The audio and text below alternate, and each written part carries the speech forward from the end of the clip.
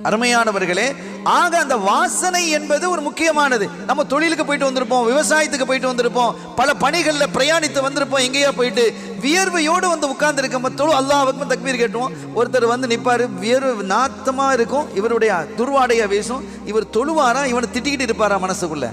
வல்லாஹா வல்லைலி இதா சஜா மா வத்தஅக ரப்புக வமா கலா வலல் ஆகிரத்து கைருல் லக மினல் ஊலா வலசௌஃப யுஅதீக ரப்புக ஃபதர்தா அப்படின்னு வரும்போது ஒரு கட்டத்தில் சொல்றான், நீங்க ஏழையாக இருந்தீங்க, உங்களை அல்லாஹ் செல்வந்தனாக ஆக்கினான் சொல்றானா இல்லையா?